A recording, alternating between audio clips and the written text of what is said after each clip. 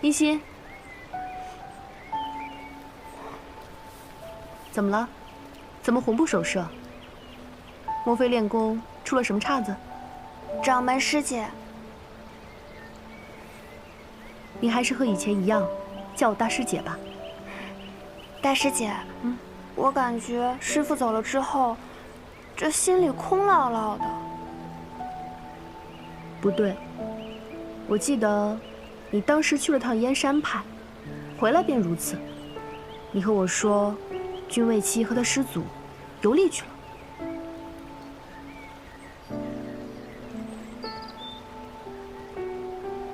哦，原来如此啊！我的空虚，竟是因为他。一心很在意君未期，以前也不甚在意，还有些看不惯那嚣张的傻模样，我见他便想捶他。再后来吧，他整天死缠烂打，在我身边聒噪，我却没有那么讨厌他了。哦，再后来啊，他陪我练武，与我聊天，我的功力日益增长，而且有他在我身边，我的心境似乎也开阔了许多。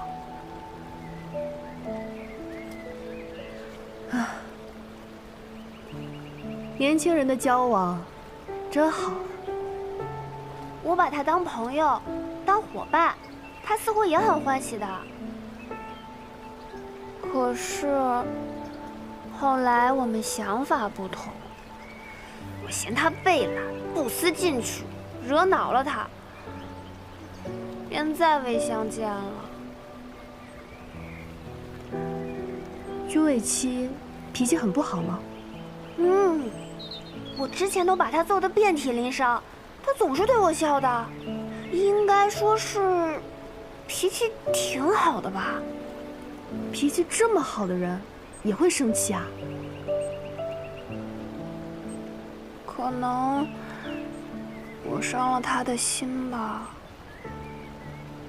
据说招大哥脾气极坏，为何对我却温柔如银，从未发火？难道我们是上天注定的？一心怎么不去问问君未期为何生气？我想去问，可是他下山游历去了。若他此时在我面前，我一定会向他道歉的。之前口不择言，让他伤心了。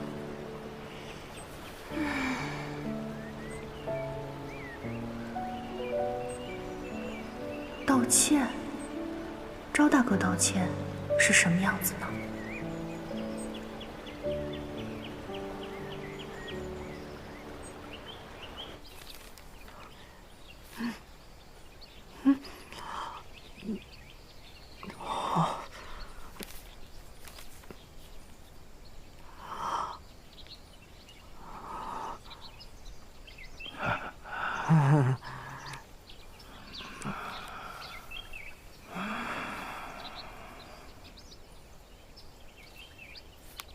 哎呀，不行不行，这一心会打死我的。一心，啊，就是你说的那个人选啊？那你怕什么呀？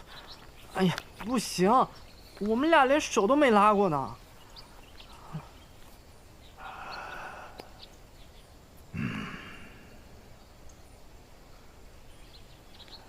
哎，不行，太快了，太快了，太快了，太快了。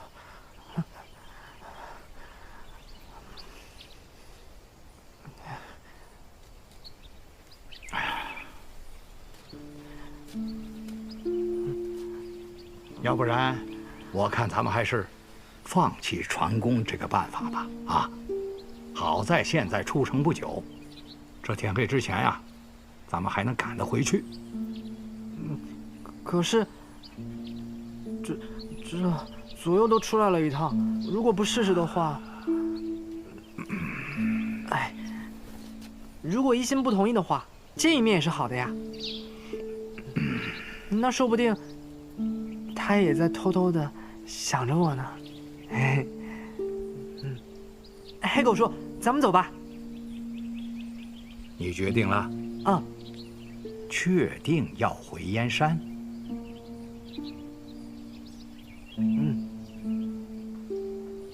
好。走。哎呀，不过今天那个场面，便是咱们不满意，也不好当场发作。好在2个敌对势力不过是个形式，名存实亡多年了。站在旁人的角度来看啊，玉郎和邢木还是颇有些胆量的。那我们该如何自处？管，还是不管？二师兄觉得呢？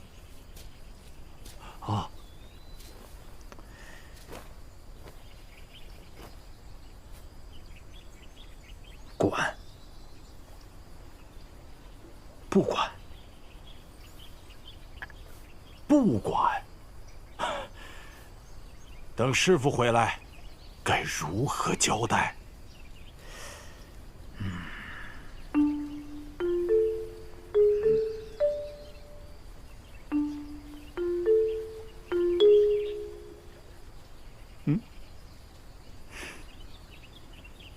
推给我？切，师傅不会相信的，不会相信。老四走了，不如推给他，就说他走之前定的。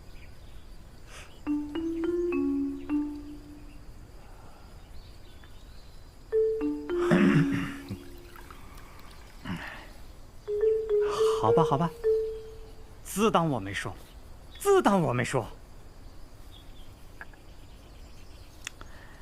咱们3个还是都闭关去吧，啊？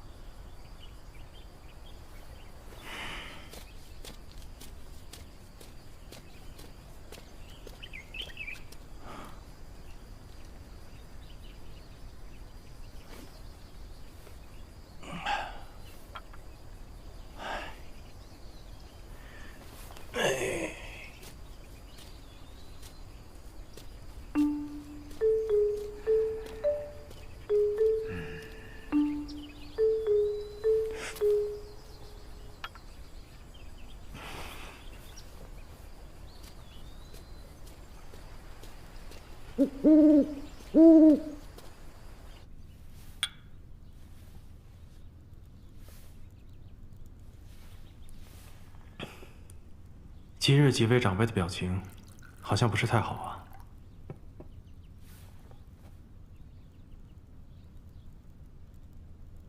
但也没办法，我现在可以抗衡2师伯与3师伯联手，加上大师伯便不敌了。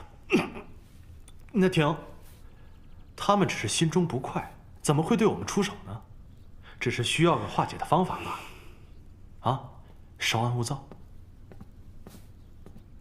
掌门师兄、大师兄，3位太长老刚才宣布闭关了。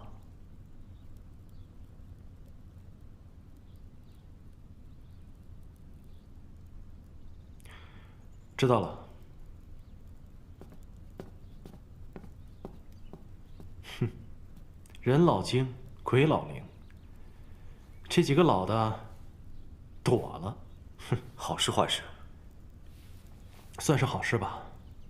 近期，他们不会再干预我们了。那远期呢？远期，待师祖回来，他们也不会替我们挡。那是自然，一人做事一人当，没道理拖他们下水。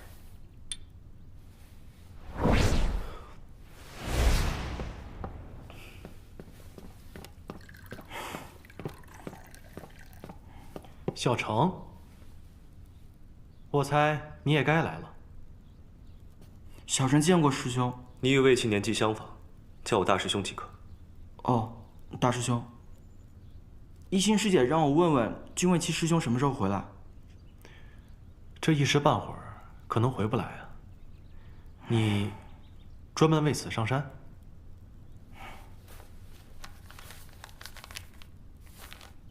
这封是大师姐让我给你的信，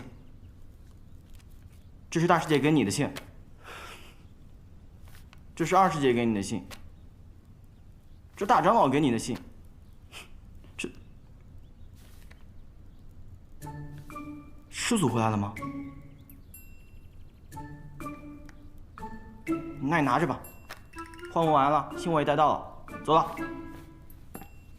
哎，等会儿。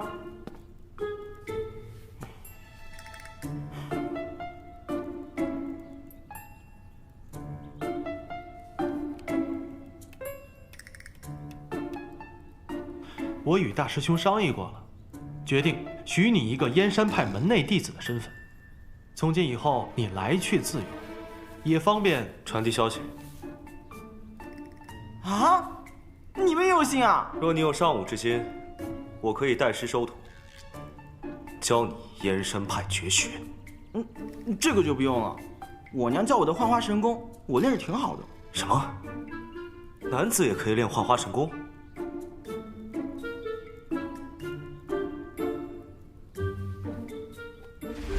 什么感觉？皮肤越来越好，眼睛越来越大。哎，好，你爱练什么功夫练什么功夫。还没吃饭吧？边吃边说。这边请。这边请。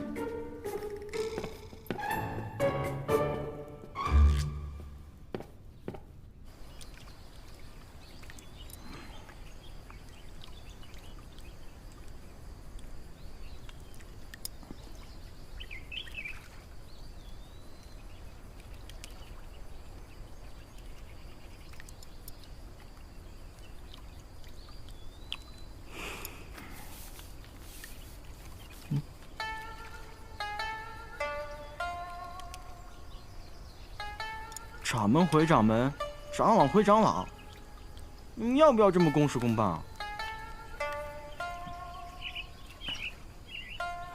身份所爱，怕落人口舌，我们是无所谓啊，但姑娘家的名声不能坏啊。我发现，你处理感情的时候，远远比不上你玩阴谋诡计的时候呢。说什么荤话？快吃吧。回头我便告诉我二师姐，你不喜欢她了。我没有。你不可乱说啊！那你为何不给我玲珑师姐回信？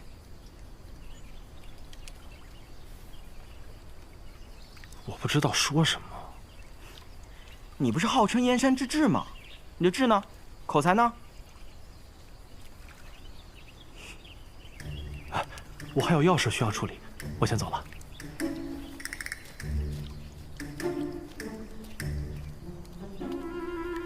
大师兄，你也不喜欢我大师姐了？帮我给青丘带句话。什么话？大女儿叫朝霞，小女儿叫朝露。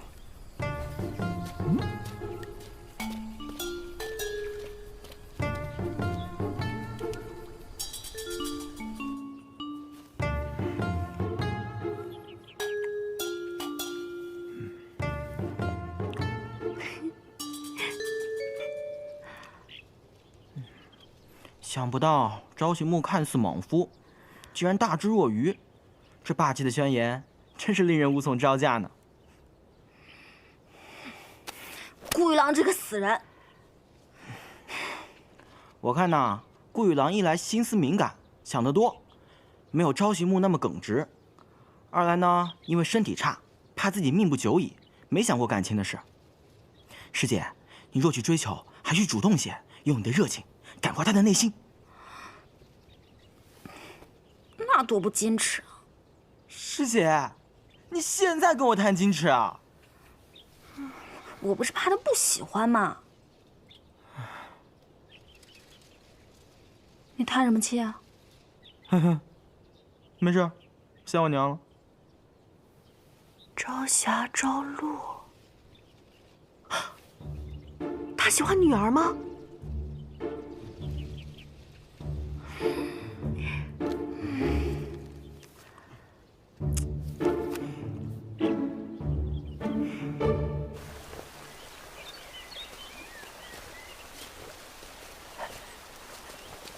黑狗说他便是一心。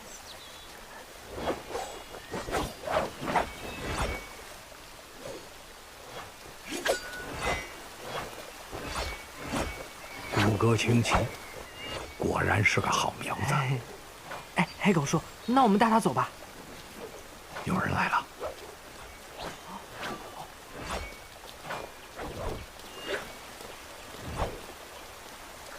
师姐，师姐，小程，你来了。哎，你别过来啊！师姐，你出汗了，你别弄脏我的衣服。哦，君卫七可回来了？哪儿那么快啊？哎，燕山派的人说了，短期内他是回不来了。哦，多谢了。可是师姐，啊，你若是想他，便去找他嘛，何苦在此心心念念的？我才不要去。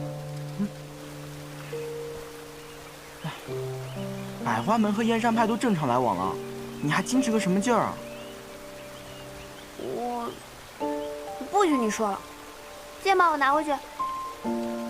哦。莫要跟着我哟。哦。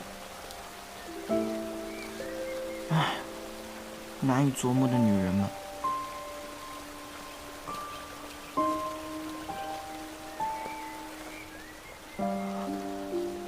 一心心里果然还是惦记着我的，还专门找人去门派寻我。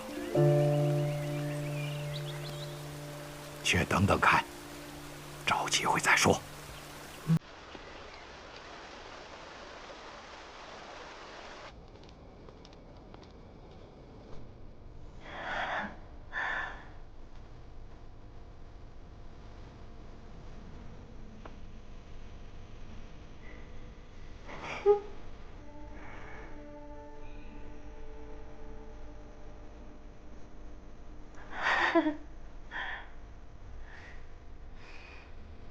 死顾玉郎！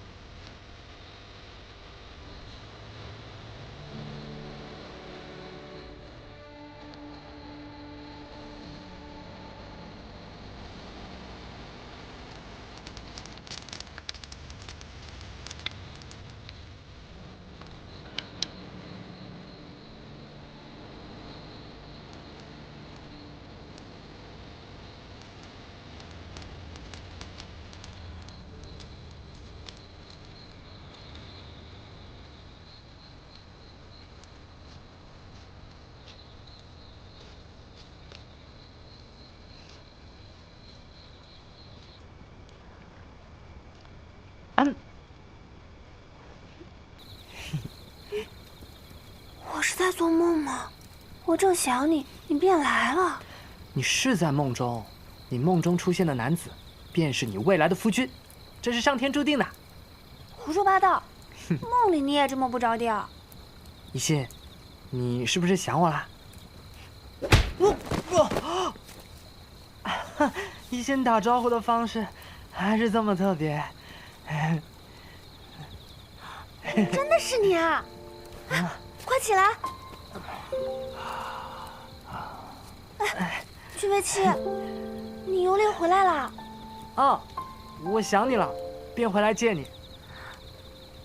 哦，你就没什么想与我说的？之前我不该对你说那些话的，还惹恼了你。现在想想，我真的好后悔，我不该那样说你的。那我便勉为其难的原谅你吧。真的？啊，谢啦。这些天呀，我神思不属的，想着呢，只有你这么一个好朋友，要是还被我口不择言给说没了，那我做人也太失败了。既然看你有心悔改，那你就说说该怎么补偿我。你想我怎么补偿你呢？要不你打我一顿吧？不行不行，男人是不可以打女人的。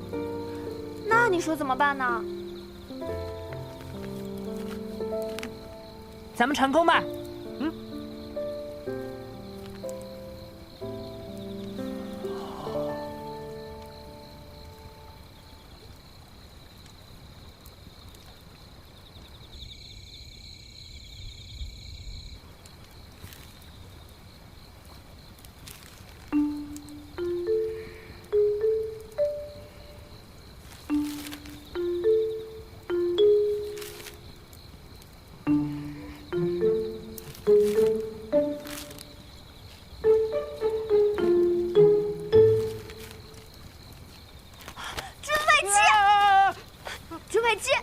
竟敢修炼这等邪功，你不怕被正道各派绞杀吗？这不是邪功，这是……不配！一心，你误会我了，不是你想的那样。我君未期的为人，你应该清楚的呀。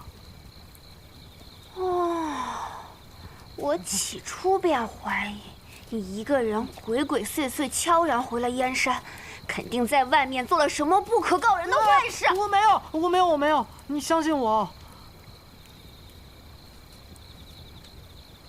那你师祖呢？怎么没回来？我师祖为了我，损失了20年的功力，现在他正在休养呢。你才捕了你师祖？啊？你吸了你师祖20年的功力，你这大逆不道之贼！我离心真是看错你了。你长点心吧，我师祖是为了给我梳理经脉，才给我输入功力的。我一个连长生功都练不了的废人，才补谁啊我？那你来找我到底是何意？哎呀，我不都跟你说了吗？一是我想你，想来见你。二，我是想让你为我传功，助我修炼成神功。我杀了你！站住！别跑！你站住！怎么会弄成这个样子？我不是那个意思。别跑！一心，我真的是来拜托你的。拜托我与你传功吗？这淫贼，受死吧！不行嘛，干嘛动不动就打我呀？我今天不杀你，但要擒住你送往燕山派，你理应由门派发落。我真的没有堕入魔道，你要怎么样才能信我？我才信呢！淫贼看招！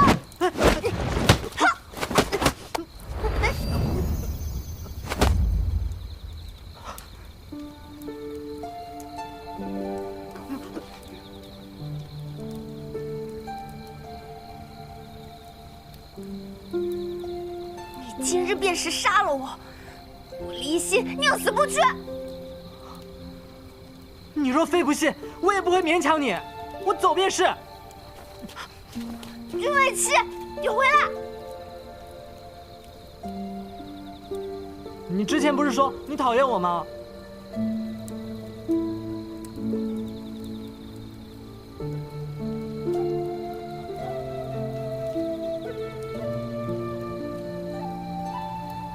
我不忍心见你堕入邪道，你留下。我帮你修炼，你怎么还不明白呢？修炼与不修炼已然不重要了，我要的是心心相印的信任和默契，是毫无保留的坦诚。可这些，我们还都没有呢。我可以为你传功，只要你留在燕山，莫要为祸江湖。一心，你真的误会我了，我君未期问心无愧。就算修炼邪功，我也不会成为恶人。反之，那些身怀正派武功的人也有作恶多端的，我瞧不起他们。君未期，幻化神功。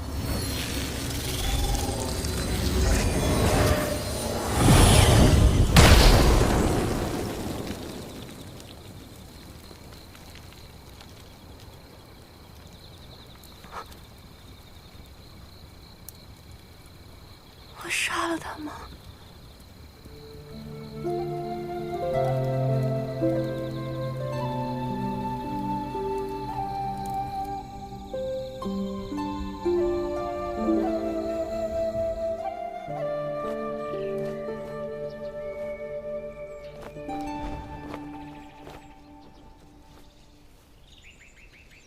今日早课已毕，且散去，各自修行吧。谨遵掌门之命。玲珑，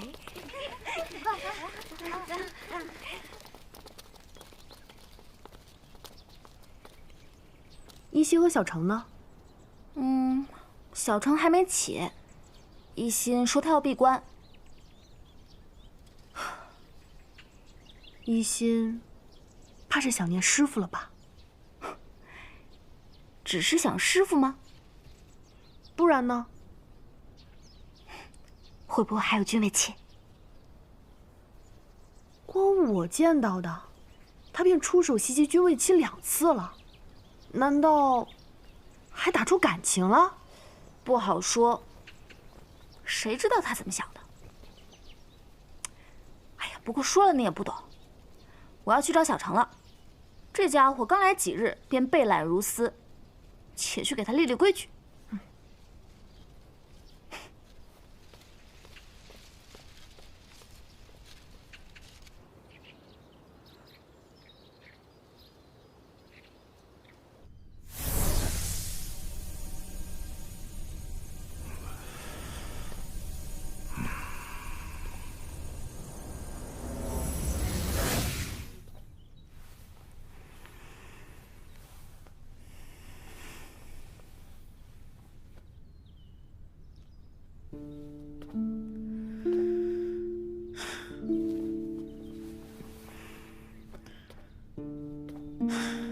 花景香出手了，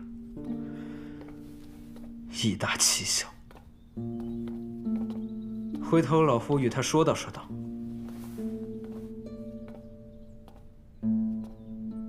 玉叔啊，我跟魏齐贤侄只见了李一心那丫头，其他2个门派的人均未见到。你别跟我说李一心如此年轻就修成了幻花神功。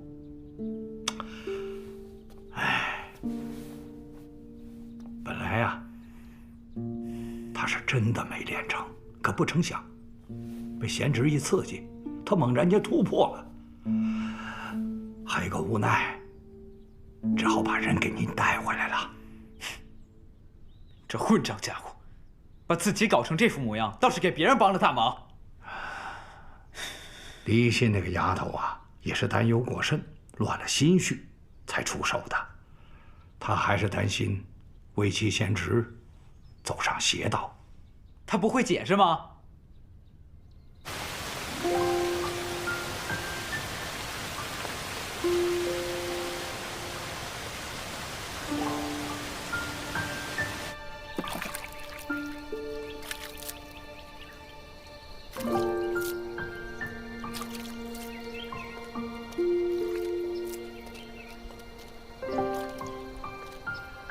现在没有人逼你，你又何必换回女装呢？因为我想穿女装。什么意思？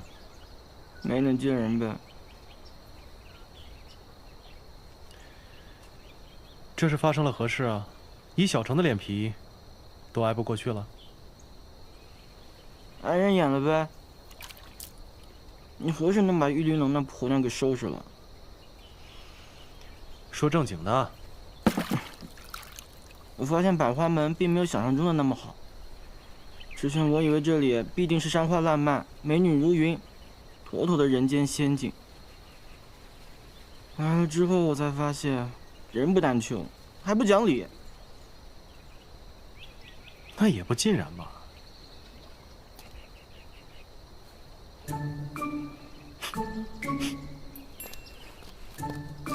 你是没在那住过。石川用住清苦不说，今早我便多睡了一会儿，玉玲珑那婆娘便破门而入，把我弄成这个样子，还放出狠话，让我明天陪她练功。我大概是听懂了，但你既然是百花门的弟子，理应遵守百花门的规矩。你赖个床，好像受了多大委屈似的。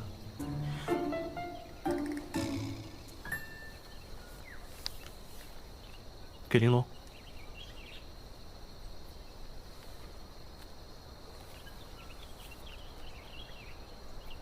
公事私事。私事。你终于想起给那婆娘写情话了。这是我给百花门安置产业的谋划，你想哪儿去了？你不是说私事吗？这便是私事。我堂堂燕山派掌门，帮着别的门派赚钱，难道还大张旗鼓吗？玉叔，如果按您说的那个方法，是不是太过惊险了？你与魏七已经接触一段时间了，想必他的脾性，你也是略知一二。若他此生习武无望，你认为他会如何？轻则一蹶不振，庸碌终生；重则自暴自弃，自寻短见。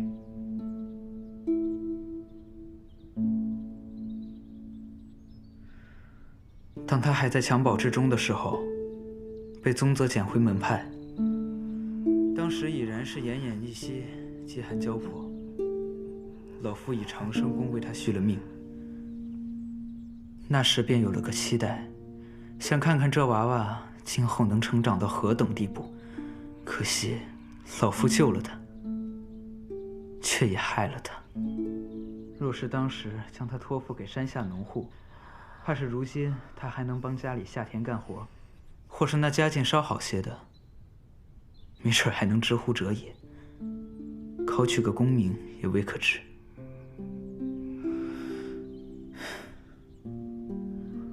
如今再劝他做个普通人，千难万难。就是所说的命吧。这说明魏七贤侄还有羽叔，跟着燕山派呀，他有缘。怕是孽缘了。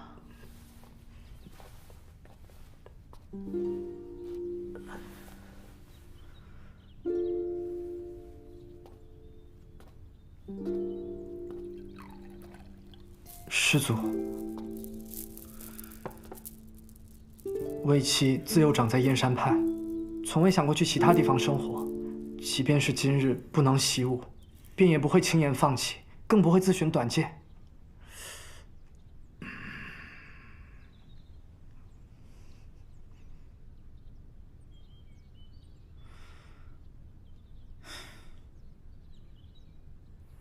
师祖给你2条路。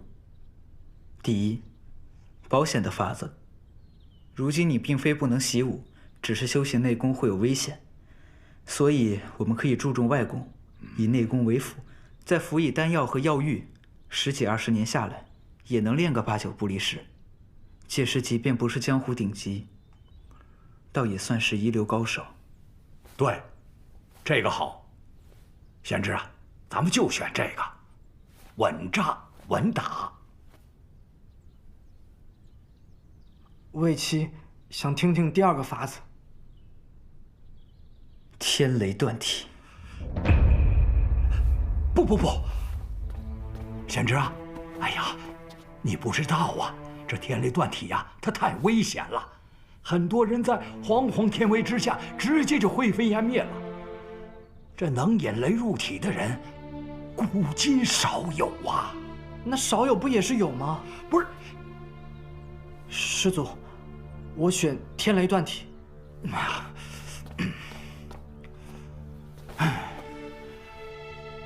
天雷断体，乃是先以天雷入体，以雷霆之力净化经脉。寻常人莫说接引，离得近了，震也震死了。不过你有老夫在侧，起码保你活命不成问题。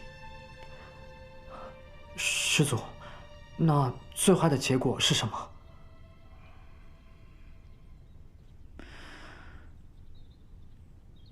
全身经脉尽数被天雷摧毁，成为废人。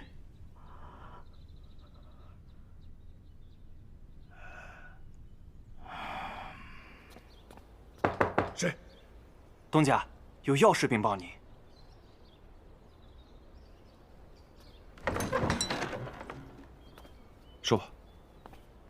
无妨。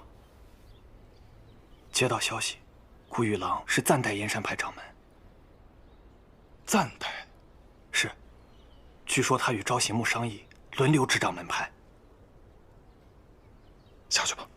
哎。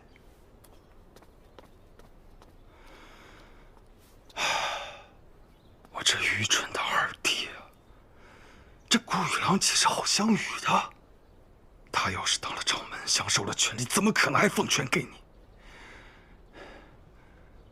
愚蠢，愚蠢！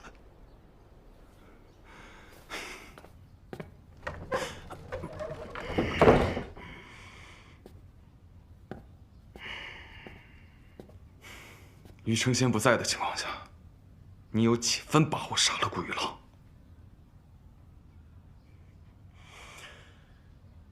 这个不好说呀。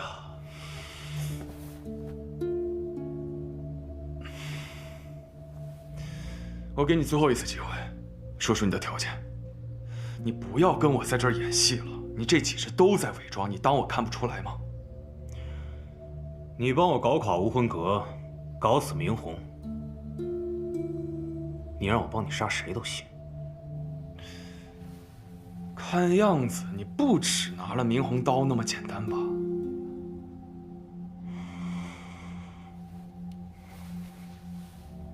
明红拿我当试炼人偶，这么多年，不管什么稀奇古怪的丹药和武功，全往我体内招呼。若非我莫如归命大，我早就成了孤魂野鬼。我恨不得将那个老贼挫骨扬灰。哦，怪不得你要引起夏星河的注意，让他收你为徒。可惜啊，他一人无法搞垮无魂阁，只能助我脱离苦海。还是你最合适。你们招家的势力，我可是如雷贯耳啊。碰巧目的一致，相互助力罢了。不过我可告诉你啊，你要是对招家觊觎过甚的话，我招家凶起来可比无魂阁厉害多了。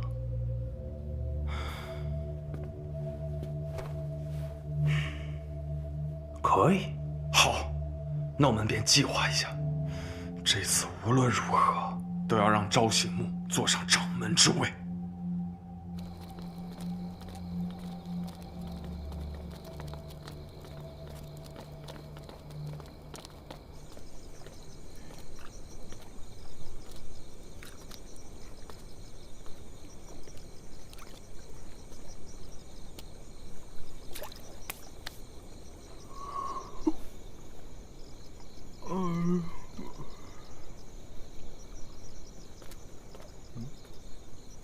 糟了！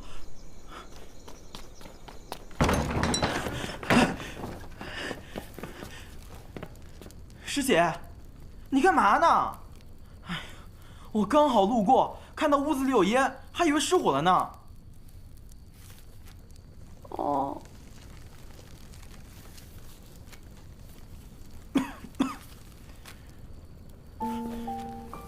师姐，你这是在给谁烧纸呢？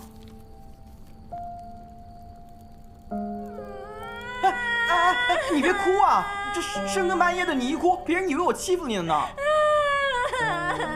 说说，师姐，你到底怎么了？你若想哭，也别在这儿哭，好吧？走，我们出去转转，跟我走。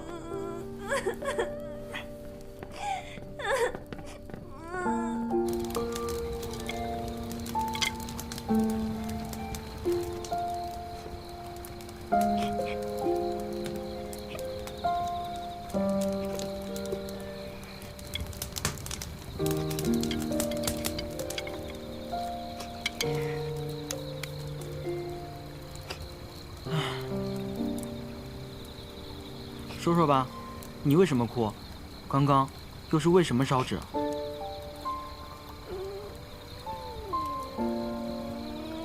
莫非今日是谁的忌日？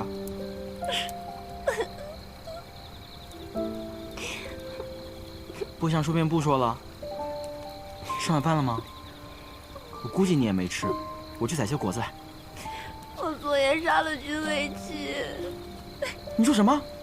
我杀了君未期。君未期，你杀了？他回来找你了？你为何要杀他？你刚刚是在祭奠他？你竟然祭奠他，为何要杀他呀？他可是朝行墓的亲师弟，羽神仙的亲徒孙呐！你，昨夜他突然就回来了，我见他学了歪门邪道，便想劝他回头的，可他不听，我就想擒他送往燕山派，可是他要走，我说我不懂他。然后你便杀了他？我当时情急之下一掌用了全力，然后他就灰飞烟灭了。羽神仙没在。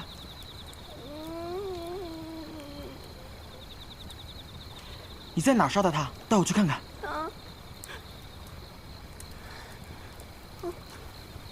先是就这儿，你再给我比划比划，昨夜到底怎么回事？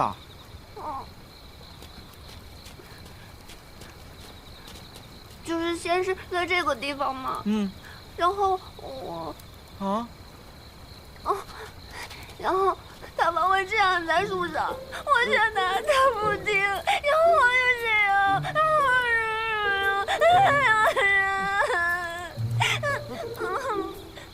然后你过来，你站在这儿，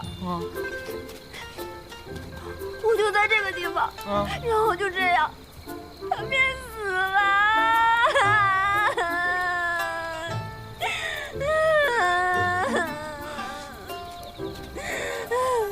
从这儿到这儿，这么远，你一掌将他击成灰。当时烟雾弥漫，然后在烟尘散尽，他便死了。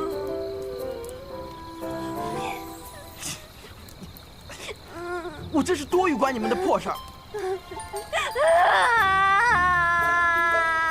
别哭了！你给我仔细看看啊，这里连片碎布都没有。我明确告诉你，即便是我娘在，用她6层的幻化神功全力一击，也无法将一个人连身子带衣服给轰成灰。你以为你是谁呢？羽神仙呐！你动动你的笨脑子吧！你是说，一心师姐，你能不能动动你的笨脑子啊？这明显是君未期有高人在保护，在你不知情的情况下把人给救走了。你连人家的毛都没摸到，还给人家烧纸啊！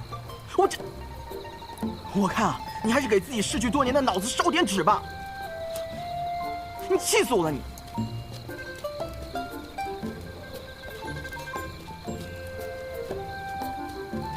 没死。